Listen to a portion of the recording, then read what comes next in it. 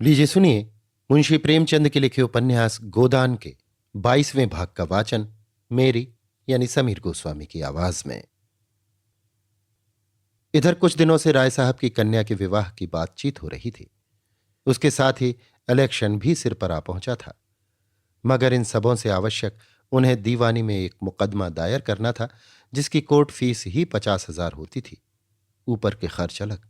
राय साहब के साले, जो अपनी रियासत के एकमात्र स्वामी थे, एन जवानी में मोटर लड़ जाने के कारण गत हो गए थे और राय साहब अपने कुमार पुत्र की ओर से उस रियासत पर अधिकार पाने के लिए कानून की शरण लेना चाहते थे। उनके चचेरे सालों ने रियासत पर कब्जा जमा लिया था और राय साहब को उसमें से कोई हिस्सा देने पर तैयार न थे। राय साहब ने बहुत चाहा कि आपस में समझौता हो जाए और उनके चचेरे साले माकूल गुजारा लेकर हट जाएं। यहां तक कि वो उस रियासत की आधी आमदनी छोड़ने पर तैयार थे, मगर सालों ने किसी तरह का समझौता स्वीकार न किया और केवल लाठी के जोर से रियासत में तहसील वसूल शुरू कर दी। राय साहब को अदालत की शरण में जाने के सिवा कोई मार्ग न रहा। मुकदमे में लाखों का खर्च था, मगर रियासत भी 20 लाख से कम की जायदाद न थी। वकीलों ने निश्चय रूप से कह दिया था कि आपकी शर्तिया डिग्री होगी। ऐसा मौका कौन छोड़ सकता था। मुश्किल यही था कि ये तीनों काम एक साथ आ पड़े थे और उन्हें किसी तरह टाला न जा सकता था। कन्या की अवस्था 18 वर्ष की हो गई थी और केवल हाथ में रुपए न रहने के कारण अब तक उसका विवाह टल जाता था। खर्च का अनुमान 1 लाख का था, जिसके पास जाते वही बड़ा समूह खोलता। मगर हाल में एक बड़ा अच्छा अवसर हाथ आ गया था।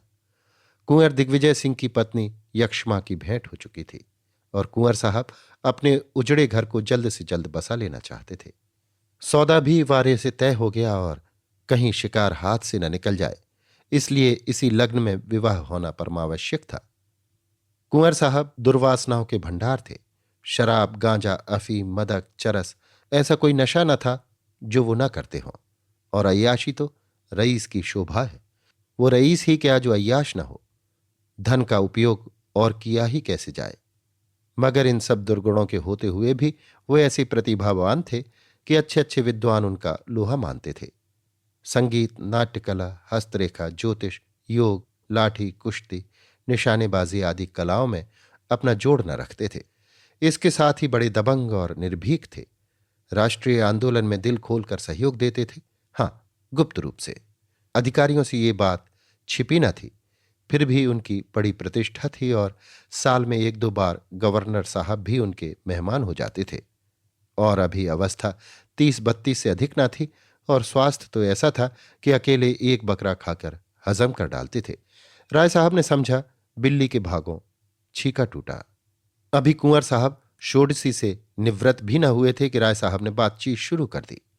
कुंवर साहब के लिए विवाह केवल अपना प्रभाव और शक्ति बढ़ाने का साधन था।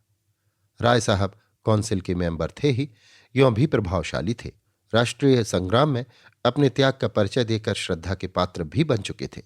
शादी तय होने में कोई बाधा न हो सकती थी और वो तय हो गई।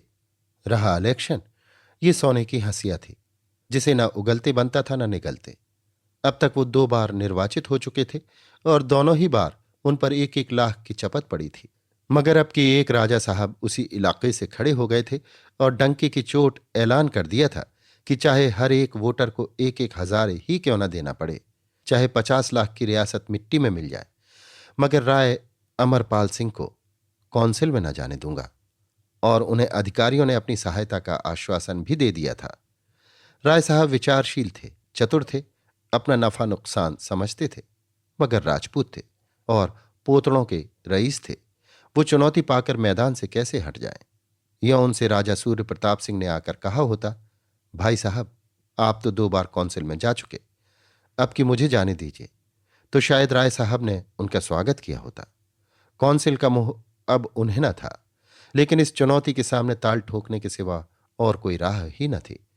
एक मसलहत और भी थी। मिस्टर तनखा ने उन्हें विश्वास दिलाया था कि आप खड़े हो जाएं, पीछे राजा साहब से 1 लाख की थैली लेकर बैठ जाइएगा।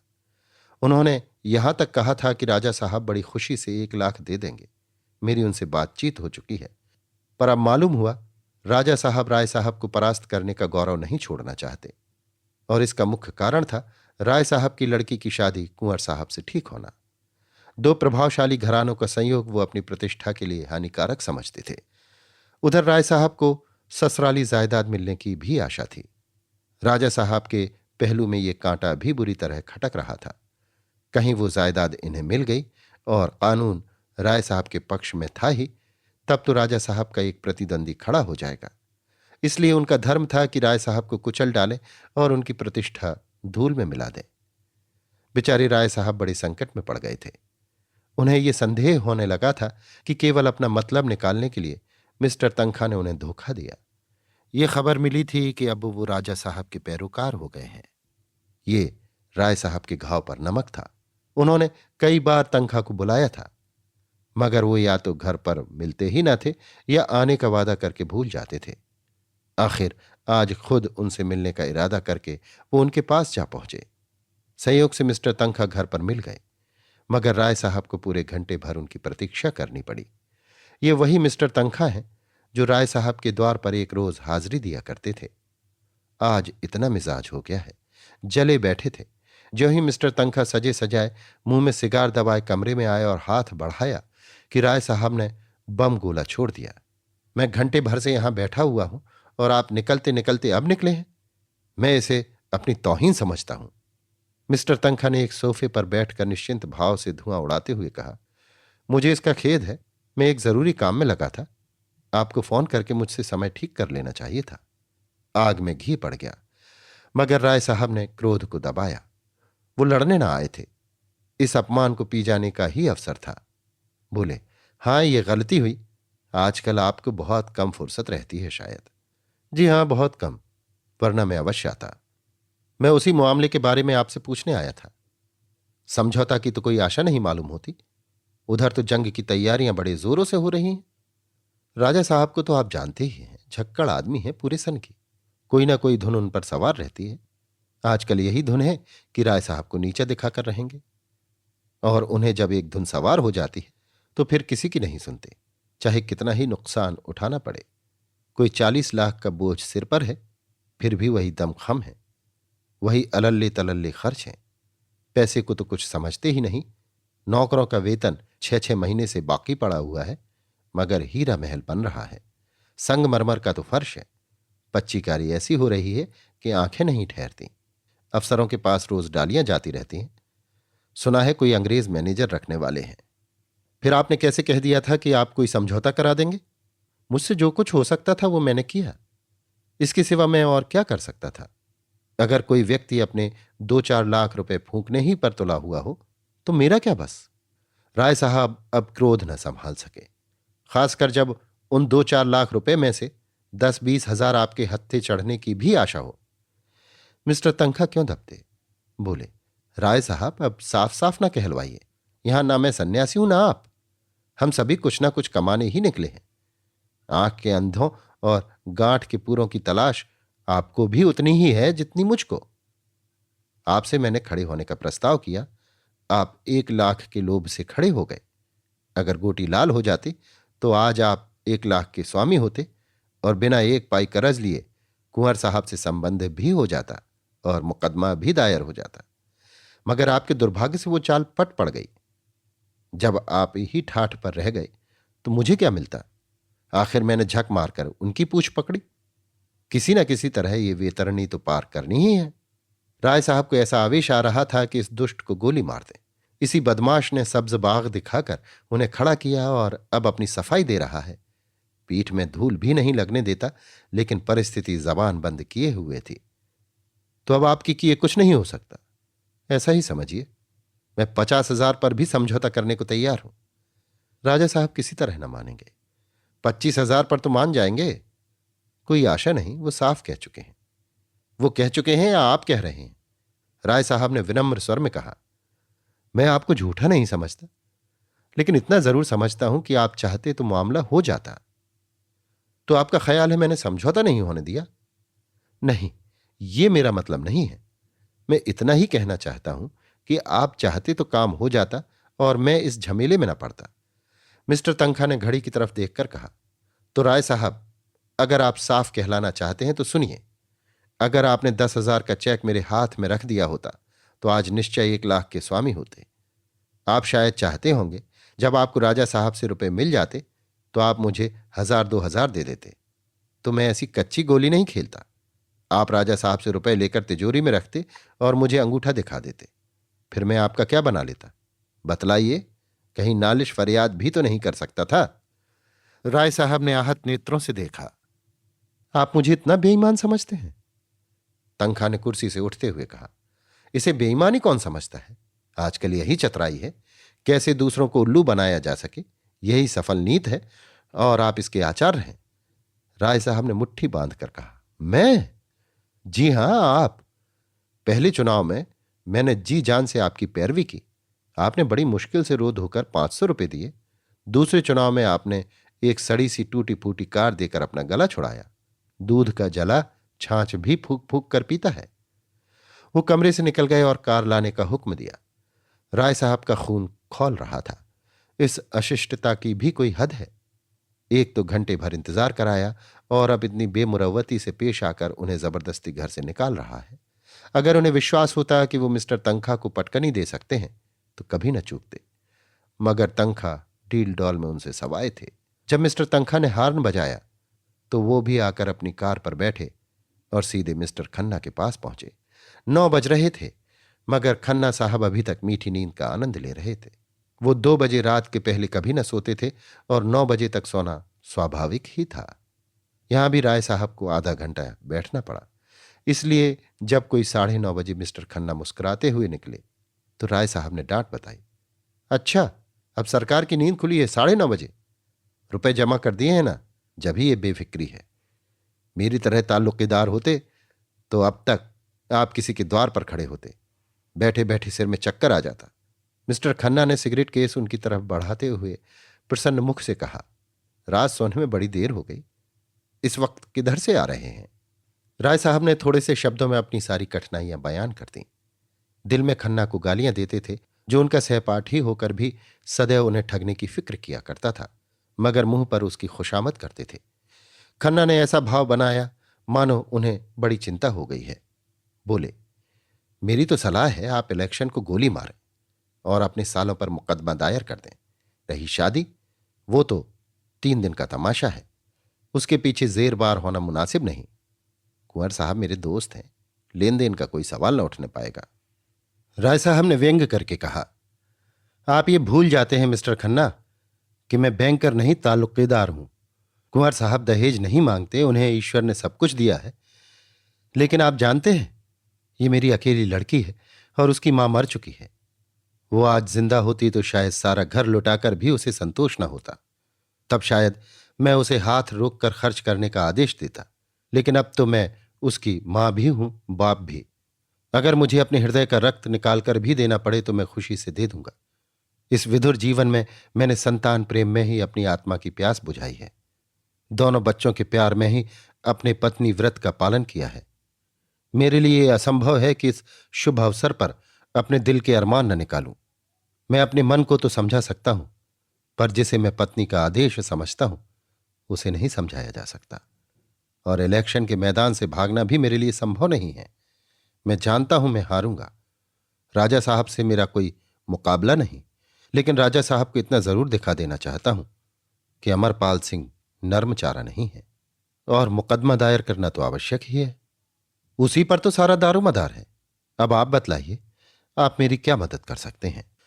मेरे डायरेक्टरों का इस विषय में जो हुक्म है वो आप जानते हैं, और राजा साहब भी हमारे डायरेक्टर हैं, ये भी आपको मालूम है। पिछला वसूल करने के लिए बार बार ताकीद हो रही है।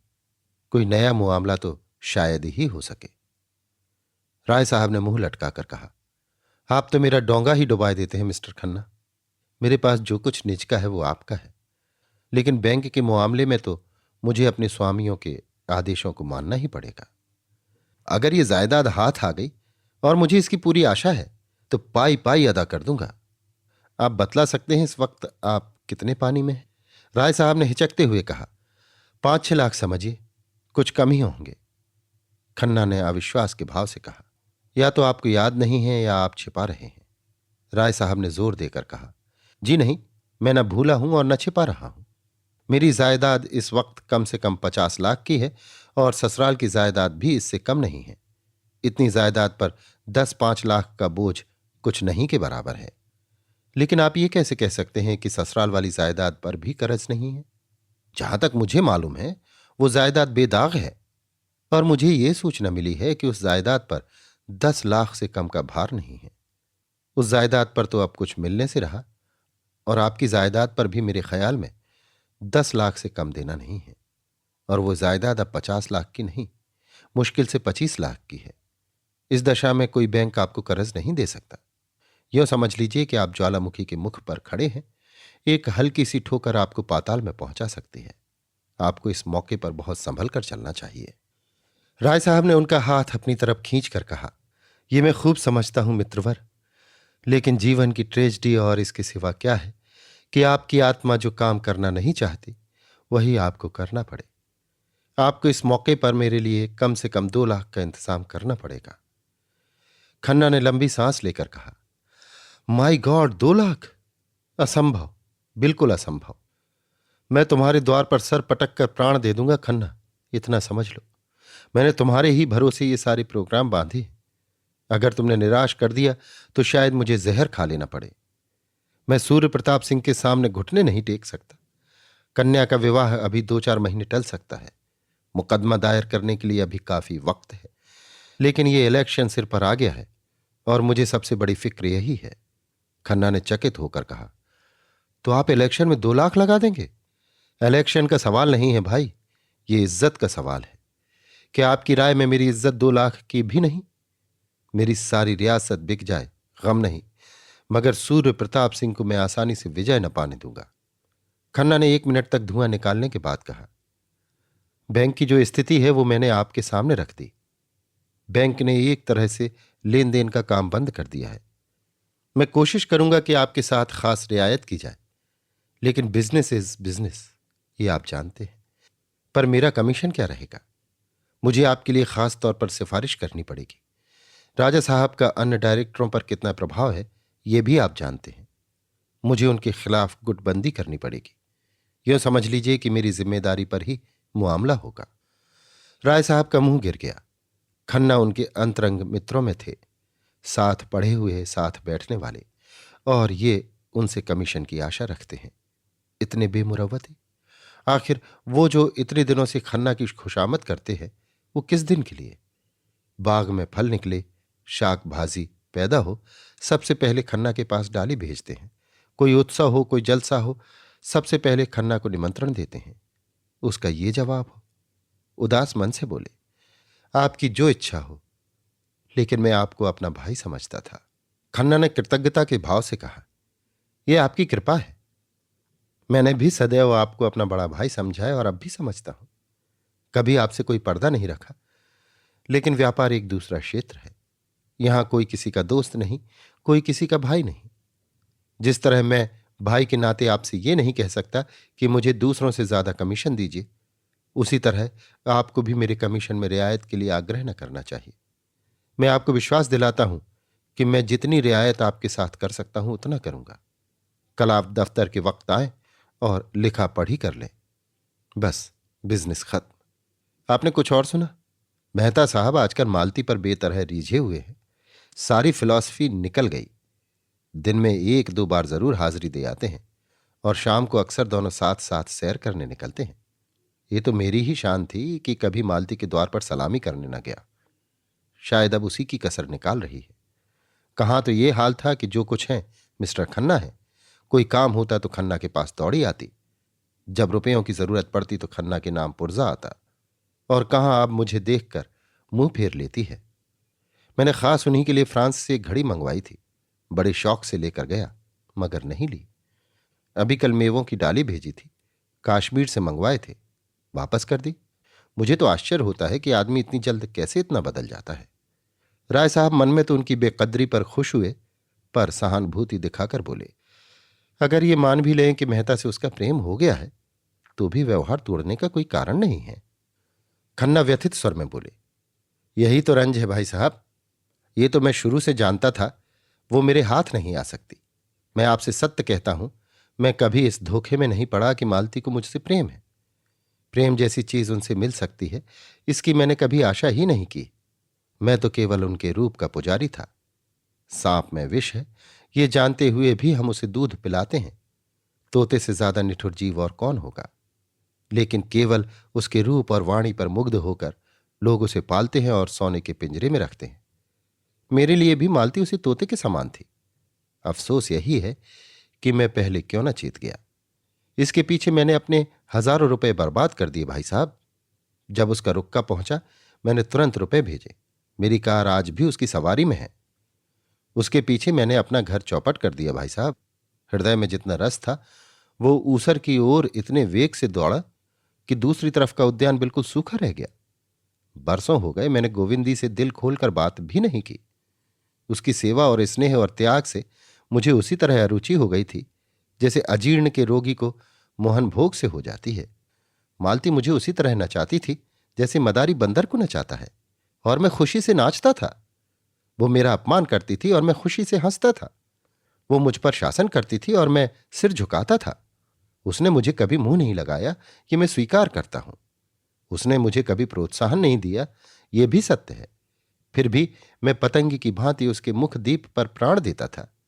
और अब वो मुझसे शिष्टाचार का व्यवहार भी नहीं कर सकती। लेकिन भाई साहब, मैं कहे देता हूं कि खन्ना चुप बैठने वाला आदमी नहीं है। उसके पुर्जे मेरे पास सुरक्षित है। मैं उससे एक एक पाई वसूल कर लूंगा। और डॉक्टर मेहता को तो मैं लखनऊ से निकाल कर दम लूंगा। उनका रहना यहां असंभव कर दूंगा। उसी वक्त हॉर्न की आवाज आई और एक क्षण में मिस्टर मेहता आकर खड़े हो गए।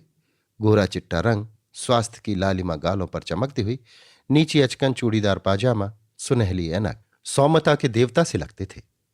खन्ना ने उठकर हाथ मिलाया। आइए मिस्टर मेहता, आप ही का जिक्र हो रहा था।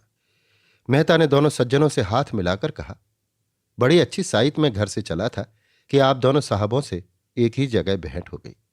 आपने शायद पत्रों में देखा होगा, यहां महिलाओं के लिए एक व्यायामशाला का आयोजन हो रहा है। मिस मालती उस कमेटी की सभानेत्री हैं। अनुमान किया गया है कि शाला में 2 लाख रुपए लगेंगे। नगर में उसकी कितनी जरूरत है, ये आप लोग मुझसे ज्यादा जानते हैं। मैं चाहता हूं आप दोनों साहबों का नाम सबसे ऊपर हो।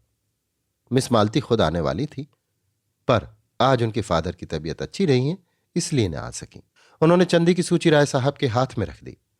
पहला नाम राजा सूर्य प्रताप सिंह का था, जिसके सामने 5,000 रुपए की रकम थी। उसके बाद कुंवर दिग्विजय सिंह के 3,000 रुपए थे।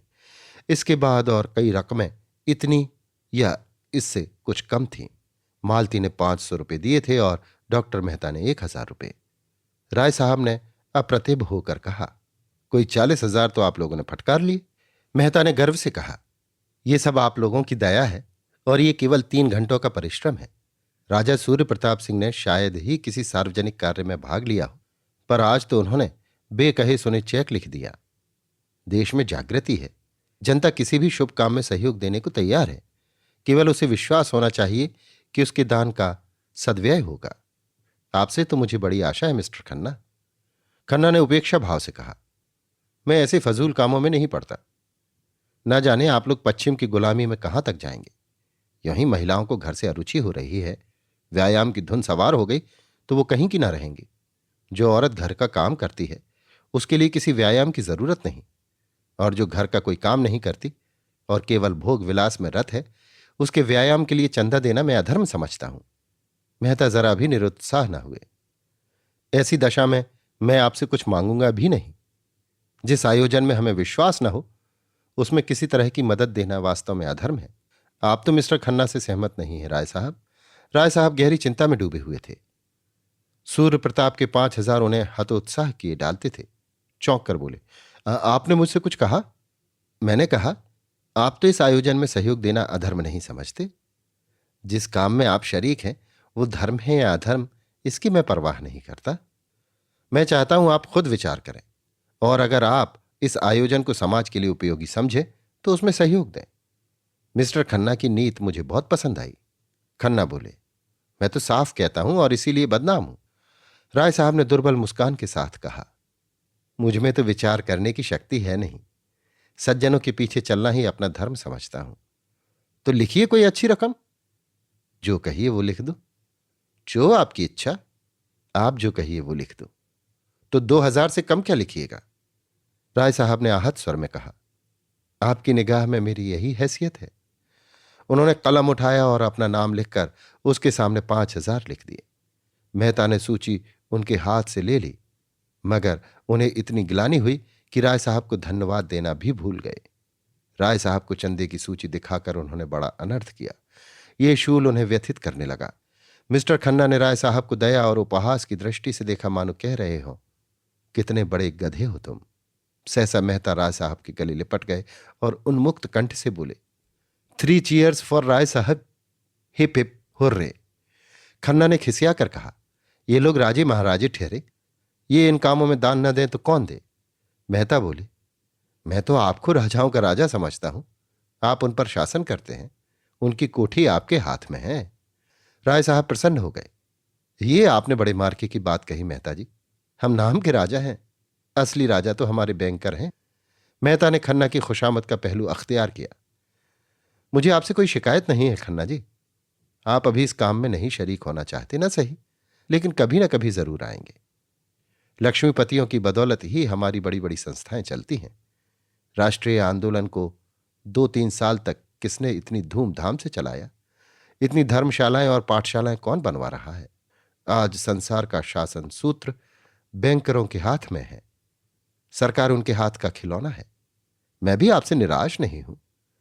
जो व्यक्ति राष्ट्र के लिए जेल जा सकता है, उसके लिए 2-4 हजार खर्च कर देना कोई बड़ी बात नहीं है। हमने तय किया है इस शाला का बुनियादी पत्थर गोविंदी देवी के हाथों रखा जाए। हम दोनों शीघ्र ही गवर्नर साहब से भी मिलेंगे और मुझे विश्वास है हमें उनकी सहायता मिल जाएगी। लेडी विल्सन को महिला आंदोलन से कितना प्रेम है आप जानते ही हैं।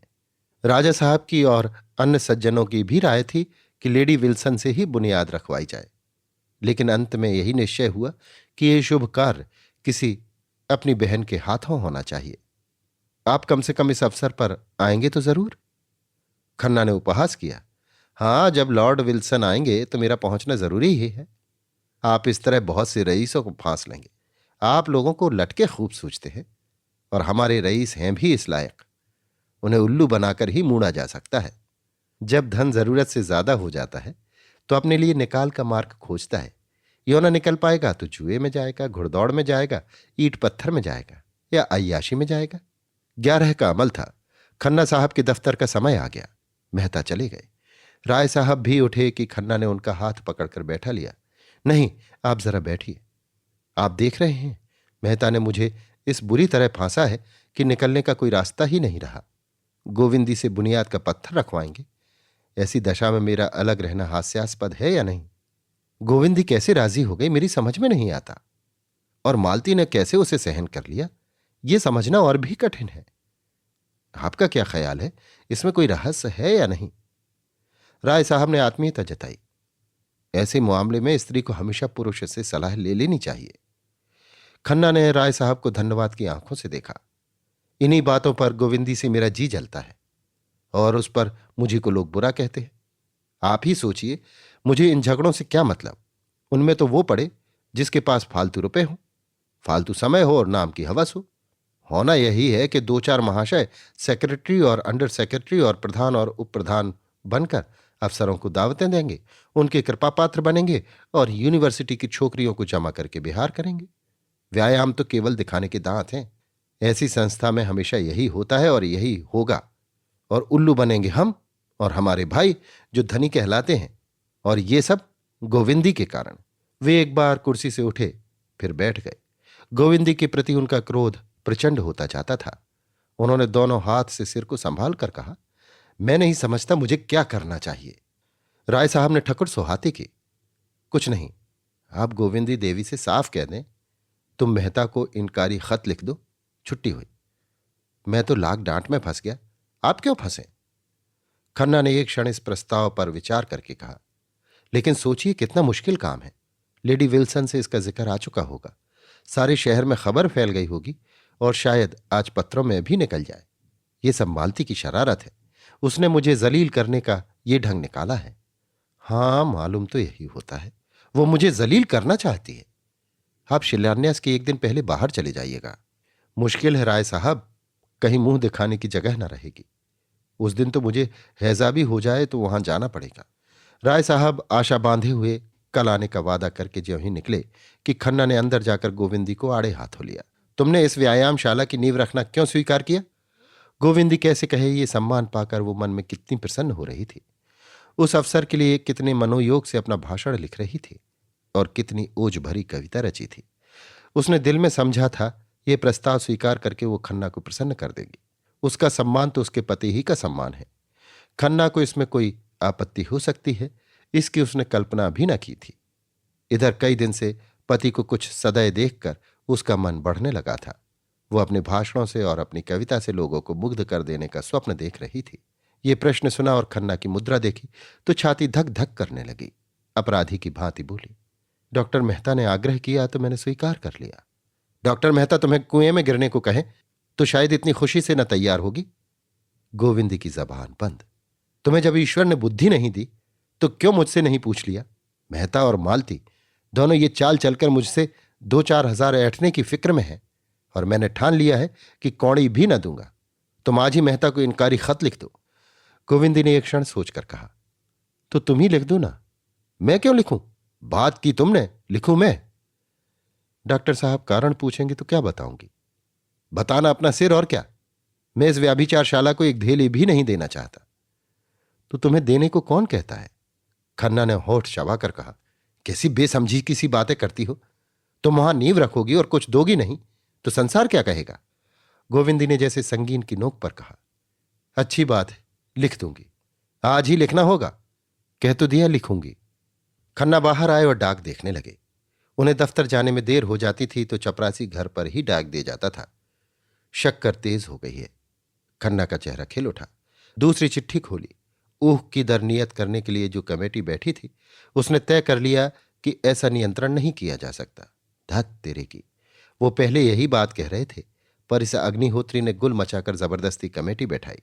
आखिर बचा के मुंह पर थप्पड़ लगा। ये मिल वालों और किसानों के बीच का मुआवला है, सरकार इसमें दखल देने वाली कौन? सहसा मिस मालती कार से उतरी। कमल की भांति खिली, दीपक की भांति दमकती, स्फूर्ति और उल्लास की प्रतिमा सी, निशंक निर्द्वंद, मानो उसे विश्वास है कि संसार में उसके लिए आदर और सुख का द्वार खुला हुआ है। खन्ना ने बरामदे में आकर अभिवादन किया। मालती ने पूछा, क्या यह मेहता आए थे? हां, आए तो थे। कुछ कहा? कहां जा रहे हैं? ये तो कुछ नहीं कहा। जाने कहां डुबकी लगा गए। मैं चारों तरफ घूम आई। आपने व्यायामशाला के लिए कितना दिया? खन्ना ने अपराधी स्वर में कहा, मैंने इस मामले को समझा ही नहीं। मालती ने बड़ी बड़ी आंखों से उन्हें तरेरा, मानो सोच रही हो कि उन पर दया करे या रोष। इसमें समझने की क्या बात थी? और समझ लेते आगे पीछे। इस वक्त तो कुछ देने की बात थी। मैंने मेहता को ठेल कर यहां भेजा था। बेचारे डर रहे थे कि आप न जाने क्या जवाब दें। आपकी इस कंजूसी का क्या फल होगा आप जानते हैं। यहां के व्यापारी समाज से कुछ न मिलेगा। आपने शायद मुझे अपमानित करने का निश्चय कर लिया है। सबकी सलाह थी कि लेडी विल्सन बुनियाद रखें। मैंने गोविंदी देवी का पक्ष लिया और लड़कर सबको राजी किया, और अब आप फरमाते हैं आपने इस मामले को समझा ही नहीं। अब बैंकिंग की गुत्थियां समझते हैं, पर इतनी मोटी बात आपकी समझ में नहीं आई। इसका अर्थ इसके सिवा और कुछ नहीं है कि तुम मुझे लज्जित करना चाहते हो। अच्छी बात है, यही सही। मालती का मुख लाल हो गया। खन्ना घबराए, हेकड़ी जाती रही, पर इसके साथ ही उन्हें यह भी मालूम हुआ कि अगर वो कांटों में फंस गए हैं तो मालती दलदल में फंस गई है। अगर उनकी थैलियों पर संकट आ पड़ा है तो मालती की प्रतिष्ठा पर संकट आ पड़ा है, जो थैलियों से ज्यादा मूल्यवान है।